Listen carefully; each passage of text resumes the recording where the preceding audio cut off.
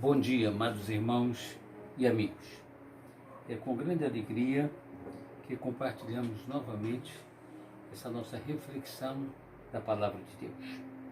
Nesse início, desejo dirigir-me particularmente a alguns segmentos de nossa sociedade. Em primeiro lugar, àqueles que perderam seus entes queridos com essa pandemia terrível que está assolando a nossa comunidade humana. Em segundo lugar, eu desejo também oferecer a nossa solidariedade àqueles que estão internados ou doentes, rogando a Deus que os recupere o quanto antes. Em terceiro lugar, gostaria de me referir àqueles que estão na linha de frente, aos médicos, aos enfermeiros, ao pessoal da segurança, aos que trabalham em todo o sistema de saúde, suplicando a Deus que os oriente, que os livre de serem acometidos dessa enfermidade e que possam com eficiência cumprir o seu papel. A vocês, o nosso sincero agradecimento. Finalmente, desejo me referir a todos aqueles que, em função dessa pandemia, perderam o seu direito de ir e vir e se encontram cerceados em suas atividades, particularmente aos cristãos que foram impedidos de estarem nas suas igrejas, realizando seus cultos de adoração a Deus e mantendo a comunhão cristã. Eu sei como pesa no peito a saudade de não estarmos juntos, de estarmos distantes uns dos outros, mas eu tenho certeza que isso vai passar. Uma coisa é certa, estamos mais perto de nos abraçarmos outra vez do que quando a pandemia chegou. Por isso vamos ter esperança. Hoje eu gostaria de refletir sobre a marcha vitoriosa da Igreja de Cristo rumo à sua glorificação. No momento em que muitos se encontram tristes, outros até decepcionados pelas limitações que essa pandemia impõe, vale a pena lembrar que a Igreja do Senhor Jesus Cristo vai ser arrebatada por Ele, que a nossa permanência nesse mundo é transitória. Há uma ocasião que todos vão ser chamados à sua presença. A igreja edificada por Jesus Cristo é uma igreja especial, composta de homens transformados, de pessoas que tiveram seus pecados purificados e que são a cada dia aperfeiçoadas pela presença de Cristo e a ação do Santo Espírito de Deus. O texto que vamos ler se encontra no Evangelho de Mateus, capítulo 16, versículos 3 a 18. Indo Jesus para os lados de Cesareia de Filipe, perguntou aos seus discípulos: quem diz o povo ser o Filho do Homem? E eles responderam: uns dizem Elias, outros Jeremias, ou um dos profetas. Mas vós, disse ele, quem dizeis que eu sou? Respondendo Simão Pedro, disse: tu és o Cristo, o Filho do Deus vivo. Então Jesus lhe afirmou: bem-aventurado és tu, Simão, filho de Jonas, porque não foi carne e sangue que tu revelou, mas meu Pai que está nos céus. Também eu te digo que tu és Pedro, e sobre esta pedra edificarei a minha igreja, e as portas do inferno não prevalecerão contra ela. A declaração de Cristo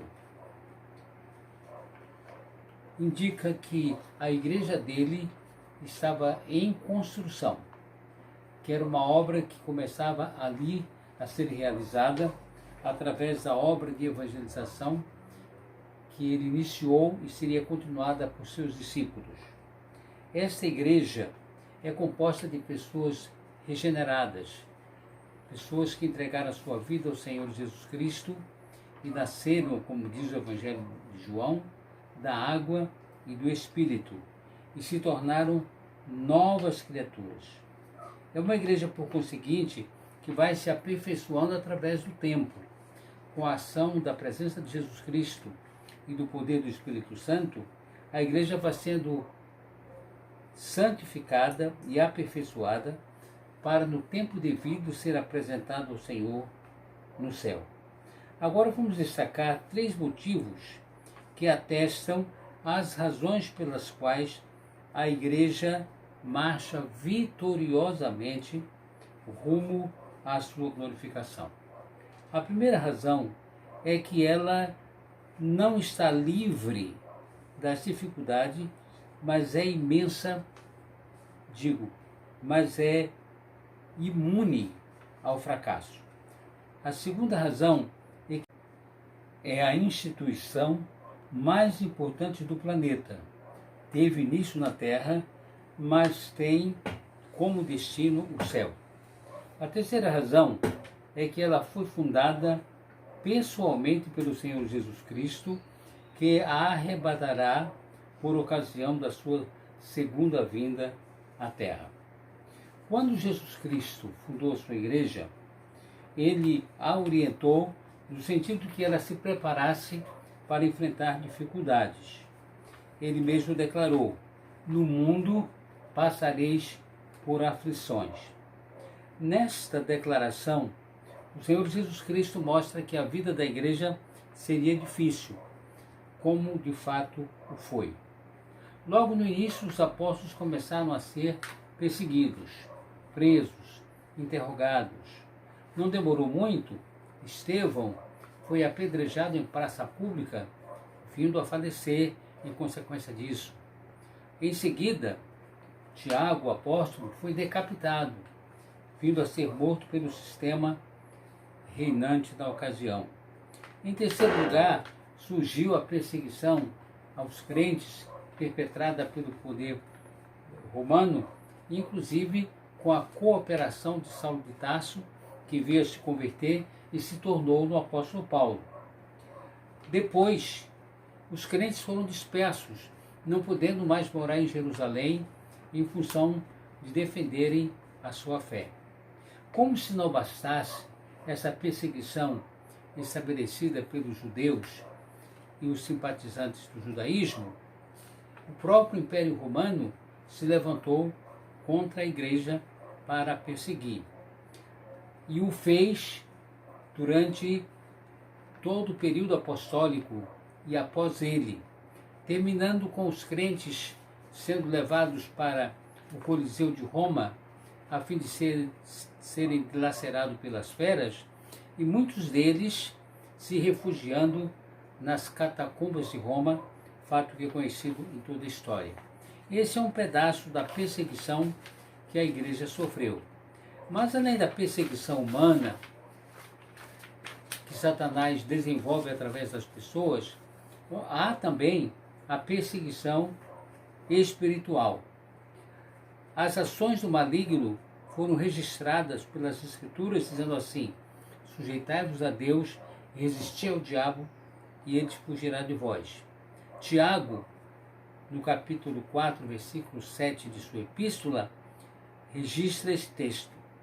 As dificuldades enfrentadas pela igreja não eram perpetradas somente por humanos. Não. Havia e há inimigos muito poderosos, que são os poderes das trevas. A declaração do apóstolo Tiago acima é bastante clara. Os inimigos invisíveis da igreja muitas vezes são mais poderosos do que os inimigos humanos. Por isso a igreja precisa estar atenta. Precisava no seu início, precisa hoje e precisará até que o Senhor Jesus Cristo volte. Mas o apóstolo orienta: sujeitai-vos a Deus e resisti ao diabo. Veja que ele dá 2 sugestões fundamentais para que o cristão seja vitorioso.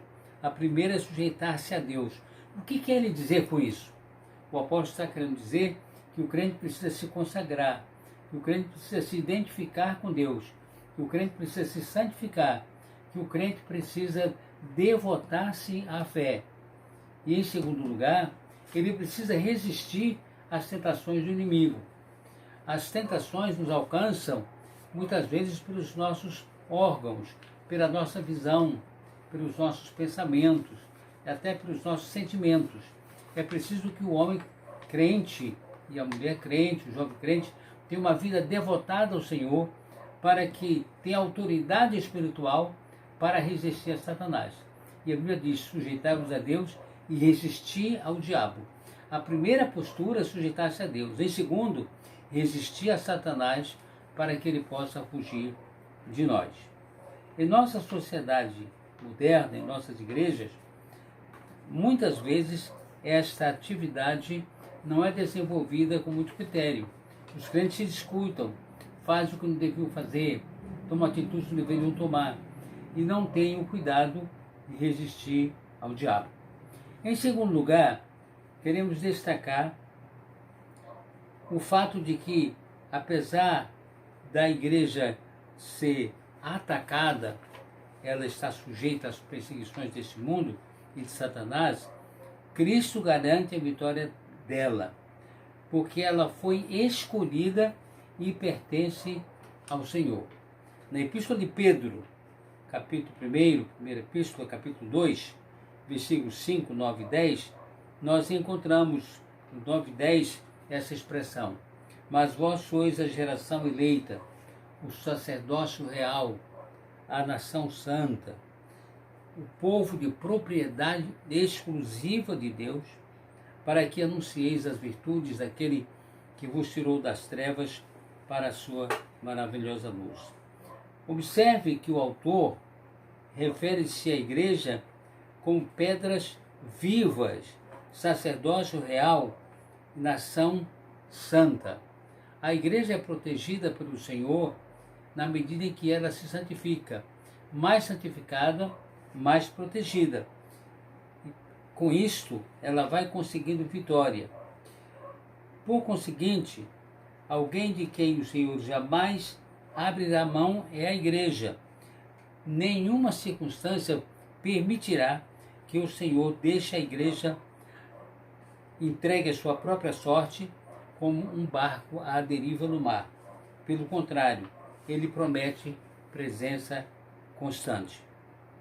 Veja que, além disso, o Senhor Jesus Cristo declara em Mateus 28, 20, na parte B, o seguinte: ele diz: eu estarei convosco todos os dias até a consumação dos séculos.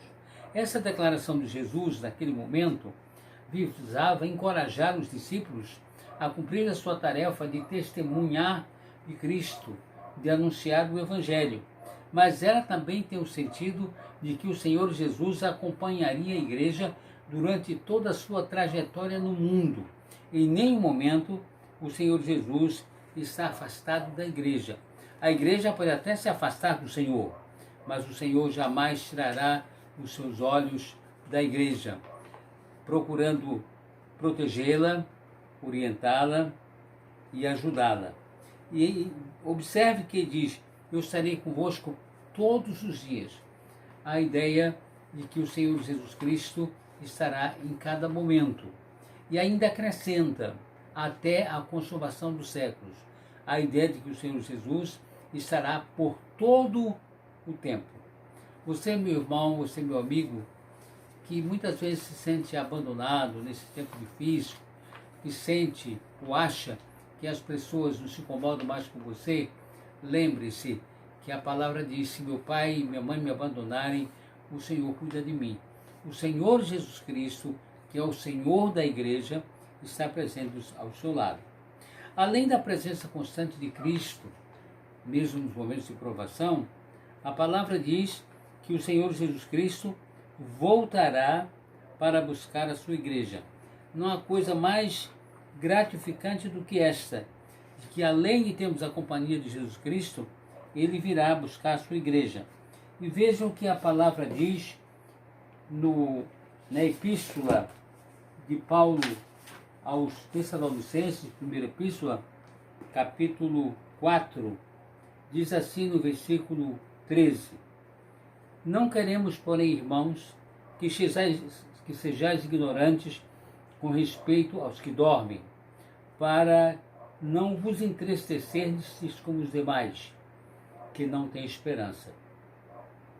Versículo 16: Porquanto o Senhor mesmo, dada a sua palavra de ordem, ouvida a voz do arcanjo e ressoada a trombeta de Deus, descerá dos céus, e os mortos em Cristo ressuscitarão primeiro. Depois nós, os vivos, os que ficarmos, seremos arrebatados juntamente com ele nas nuvens, para o encontro do Senhor nos ares, e assim estaremos para sempre com o Senhor. O Senhor colocou a igreja aqui nesse mundo com uma missão, com a tarefa de divulgar o Evangelho, com a tarefa de ganhar os perdidos para o reino de Deus. Mas ela aqui neste mundo tem um período de vigência, de atuação. E pelo que tudo indica, o Senhor não demorará muito a voltar. Esta pandemia, inclusive, é um dos sinais, porque a Escritura afirmou que em determinado tempo, antes da volta de Cristo, ouviríamos falar de guerra, de rumores de guerra, de terremotos, de pestilência em vários lugares. Não será esta mais um sinal de que o Senhor Jesus Cristo está prestes a voltar? Prepare-se, com certeza o Senhor não demorará muito a vir buscar o seu povo. Mas tenha certeza de que, mesmo que ele demore, se você é a igreja de Deus, você deve se colocar na certeza de que a sua proteção é segura. Se você ainda não tem Cristo, assuma uma posição. Jesus falou: venham a mim todos vós que estáis cansados e sobrecarregados, e eu vos aliviarei. Tomai sobre vós o meu jugo e aprendei de mim, que sou manso e humilde de coração. Não obstante a luta, a igreja do Senhor será glorificada. Passado esse tempo, nós nos encontraremos com o Senhor para uma vida de comunhão permanente. Meu irmão, gostaria de dizer a você que vale a pena fazer parte da Igreja de Cristo. Se você ainda não aceitou o Evangelho, não entregou a sua vida ao Senhor Jesus Cristo, você está perdendo tempo. Aproveite esses tempos de pandemia, esses tempos de isolamento social, e dê um passo à frente na direção de Jesus. Assuma uma posição, una-se à igreja, porque a igreja do Senhor Jesus Cristo é a comunidade que nos dá a garantia de alegria na terra e felicidade no céu. É certeza de sermos recompensados pelo Senhor. Você, meu irmão, faz parte do povo mais feliz do mundo. Nesta noite, eu desejo que o Senhor te abençoe e que você tome uma decisão por Cristo, que você o aceite como seu Salvador, para que você possa fazer parte da Igreja do Senhor Jesus Cristo, que está aqui na terra por um tempo determinado, mas que está marchando para receber a sua glorificação no céu, na presença do Senhor. Que o Senhor te abençoe, que te dê uma boa semana, que te dê calma para enfrentar essa pandemia difícil e que faça com que você, se já é um cristão, se torne um cristão consagrado, comprometido, envolvido com a obra de Deus. E se ainda não é, que você dê um passo à frente para participar dessa comunidade extraordinária de fé e de comunhão que é a Igreja do Senhor. Que Ele assim te abençoe. Amém.